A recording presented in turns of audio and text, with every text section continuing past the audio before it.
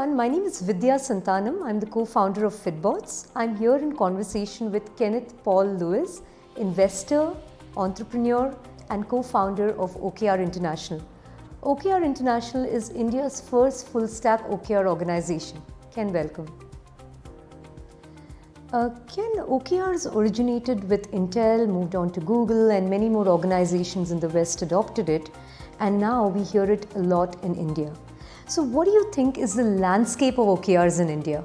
Well, it actually links back to one of the questions that you had asked me earlier, and that was on when is an organization ready to use OKRs, right?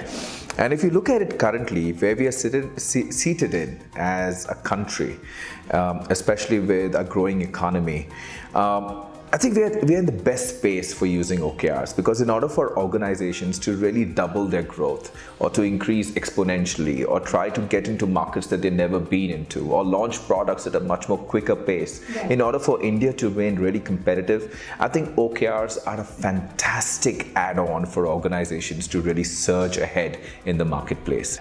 When I look at the Indian landscape currently, there are organizations, which are very traditionalists, where you have your very archaic, top management, middle management, and then you have your field force. And it's a very, very linear model and more top-down than anything else. Now, those kind of organizations might find it a bit tough. Then you have these very standard organizations like, say for example, service operations or call centers or BPOs or ITES companies, where there's a very standard requirement, a specific set of quality and quantity is required from people at the workplace. The scope of OKRs out there is not that much, at the moment at least, but we don't know what the future holds. Having said that, the number of startups, the number of MSMEs, the number of small-scale businesses, mom and pop shops, aspiring entrepreneurs, that population is just growing in our country at the moment. And when I look at that itself is a huge market. Having said that, we also have these large-scale international organizations who probably have already heard about OKRs from Google and from LinkedIn and from Intel around the world, especially the Bay Area guys.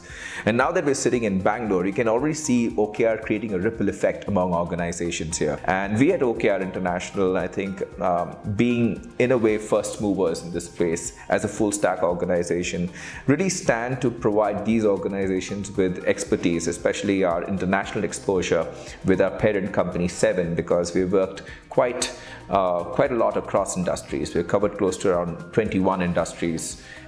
We covered 350 odd organizations, and with OKRs we're already touching 7 organizations. And great points there. And one of the observations that I've had, especially when OKRs are being implemented, is the energy that it creates around them, because as you rightly said, it's a top-down and a bottom-up process where teams contribute to their own goal setting, and very different from what we've been used to in the past. Absolutely. One of the organizations that we did this with, in the first quarter, the founders came up to me and said that we haven't seen so much of the Indian word for halchal, in a company for the longest time. There was rigor, there was persistence, there were people walking about, and at the end of a week, when on Fridays we used to do celebrations on OKRs, and they used to be so excited that at the end of the celebration, they would already have committed to what they would be doing next week, which was actually mandated that they would do it on a Monday.